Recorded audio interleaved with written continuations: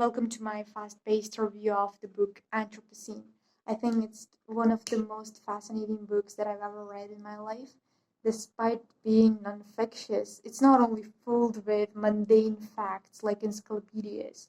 It's just a combination of different intriguing information about our lives, inventions, with the with John Green's own opinion and beliefs. And he also questions the purpose of our lives a lot in his book. And um, I like it. Yeah, I like it.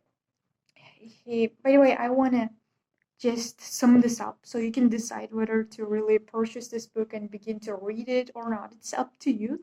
I just wanna uh, tell you about the things that are notable and just worth to highlight and quote all the time, even to learn. So let's start out by talking about scientific revolution, and what is mentioned about that in this book is that when people get richer, for example, in the Europe, when they invaded different locations, different places around the world, they had more money. As a result, it allowed them to make scientific breakthroughs because they could experiment. They constructed various institutions to dive more into different facts and learn about human body, our nature, environment, all of those things. And it made them even richer, which means that when we are wealthy, it paves the way for us to become more intelligent. So that's the thing that I learned. And another thing is about air conditioning. Air conditioning is such a weird thing because we're trying to cool down the temperature of our own offices and houses, and simultaneously we're heating up our planet Earth, and this is absurd. Yeah, where like this human induced climate change is happening because we're burning more fossil fuels out there. Another thing is different sodas. Sodas were actually invented as a form of medicine. Like they were sold only in pharmacies.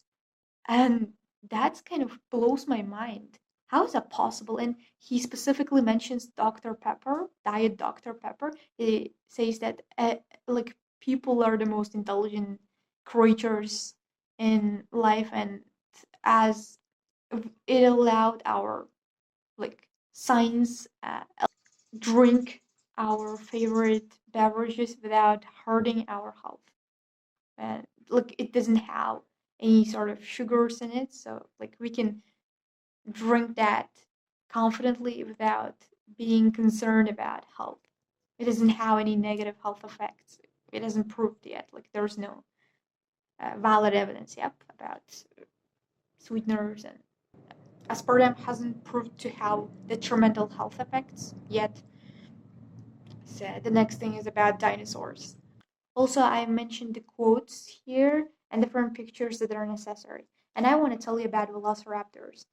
The way we just imagine any kind of dinosaurs is actually false.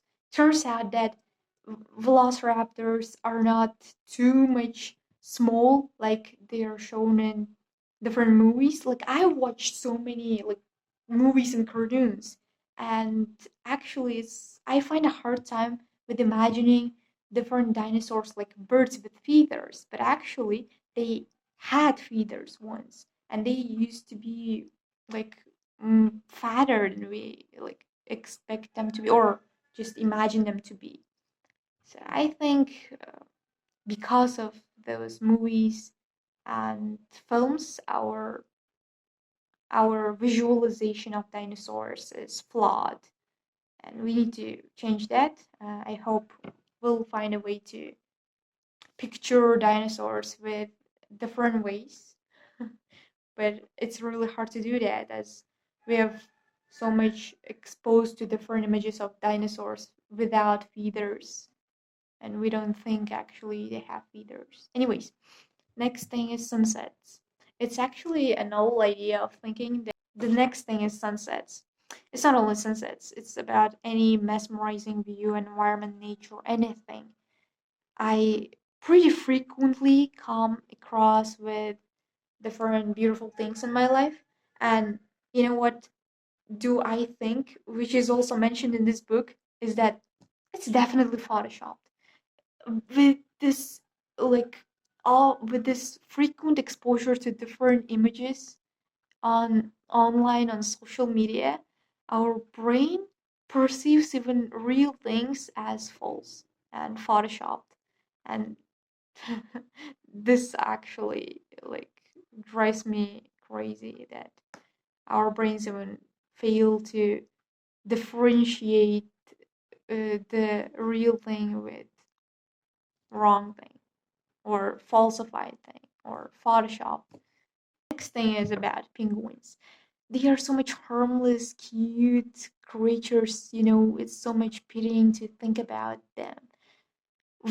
Because of human induced climate change, they are struggling of the fact that their habitat can be lost one day because of us. Because we're trying to create this place as much comfortable place as we can with like using plastic bags and generating more and more waste day after day that are ending up in the landfills, which is shrinking their habitats as a result because of the climate change.